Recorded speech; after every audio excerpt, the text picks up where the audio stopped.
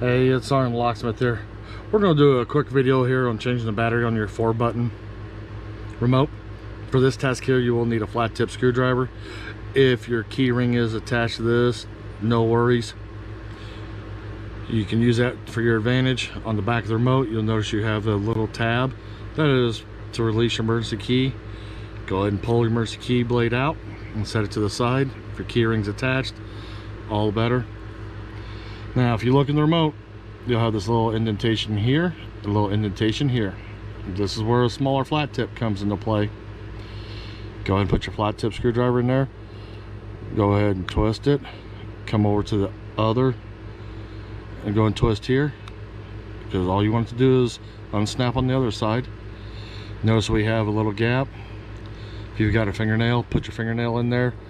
If not, you can use a credit card, something plastic. I do not like using the flat tip because it will mar up the remote, and with this being a new remote or a customer's remote, we don't want to do that.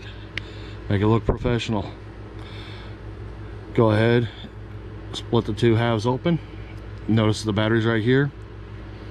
You have a little indentation on the top of it. That's where you want to put your little flat tip under there.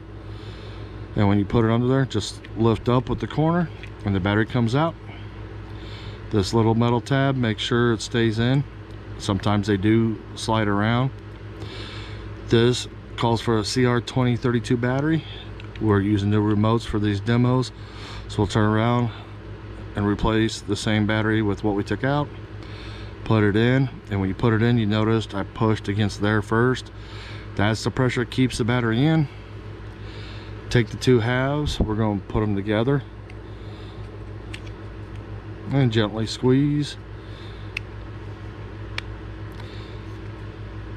and you notice the remote's together now.